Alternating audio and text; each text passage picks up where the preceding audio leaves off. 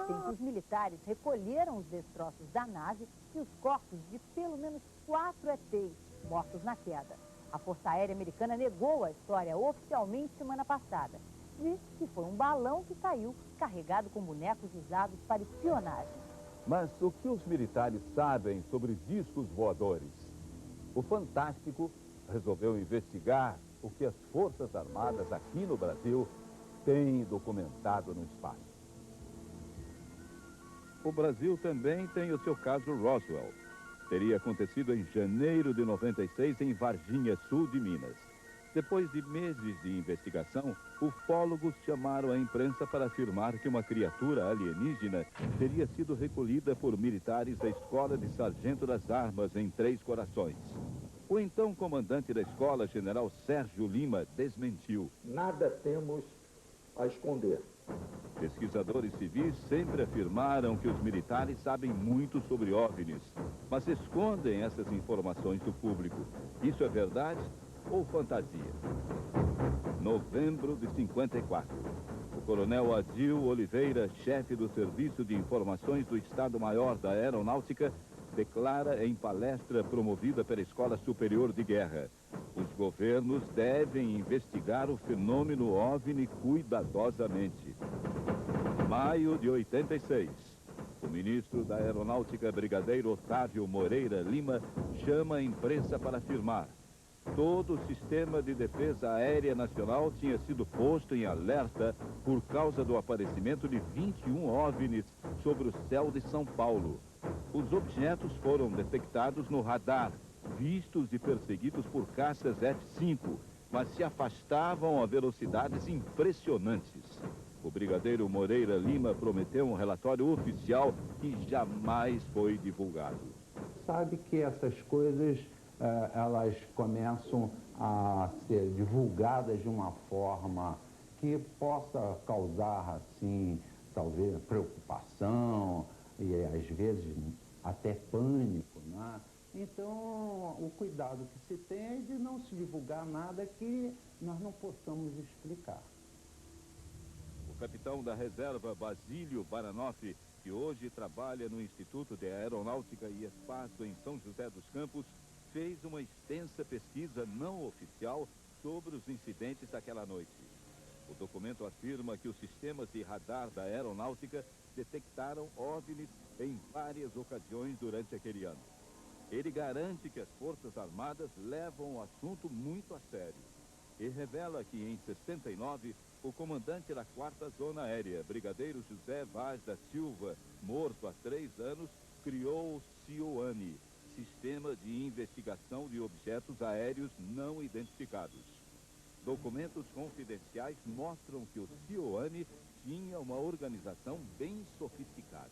Essa organização previa laboratórios, que era o LIONI, de pesquisa, né, para efetuar realmente pesquisas científicas a respeito desses objetos.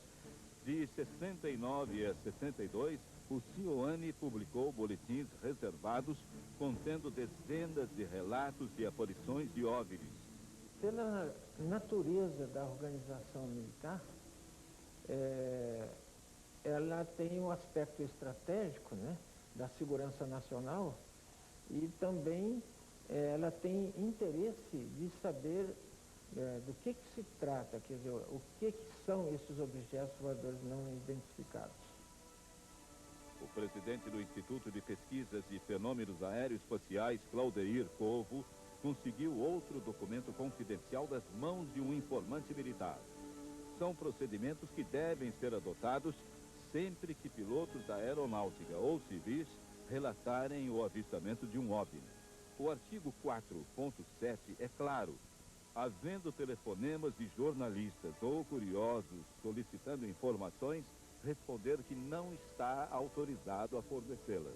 É muito importante as informações que recebemos extraoficialmente dos militares, porque eles confirmam que realmente o fenômeno existe, que está ocorrendo.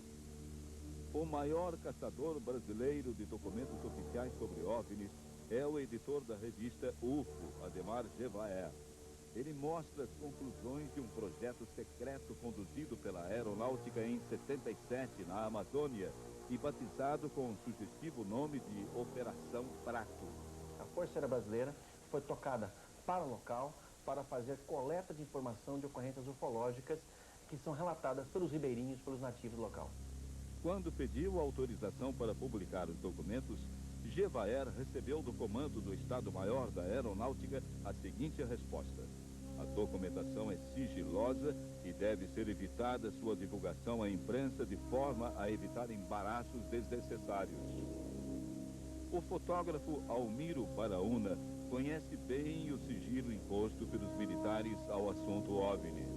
Em janeiro de 58, participando de uma missão científica a bordo do navio Almirante Saldanha, da Marinha, fotografou um enorme disco voador sobre a ilha de Trindade. Os oficiais teriam pedido que Baraúna não divulgasse as fotos. Eles me explicaram o seguinte: é que esse negócio for muito divulgado, pode causar pânico na população. O fotógrafo conta também que dias depois foi entrevistado em dependências do Serviço Secreto da Marinha. Tem uma sala com assim, uma instalação parecendo com cofre de banco. Aquelas gavetas. Eu vi em cima da mesa, uma mesa grande, uma série enorme de fotografias de disco, todo tipo efetivo. Um oficial da aeronáutica, que não pode ser identificado, entregou ao Fantástico a gravação de um diálogo entre operadores do Sintacta em Brasília e 2 pilotos civis no momento em que estariam sendo seguidos por discos voadores. Brasília ao Transbrasil. Na sua escuta, prossiga.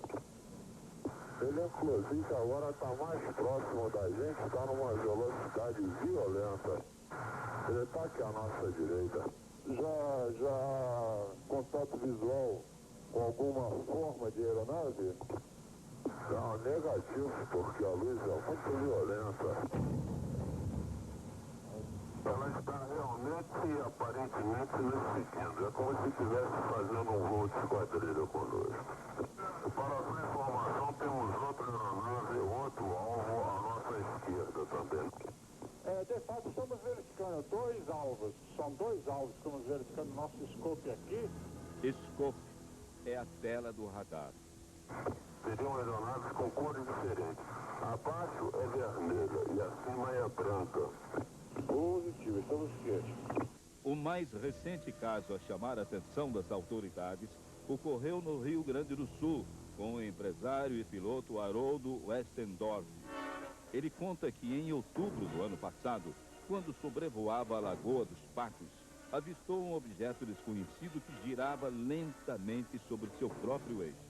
Segundo os cálculos do piloto, o objeto teria uns 70 metros de altura e uma base com aproximadamente 100 metros de diâmetro.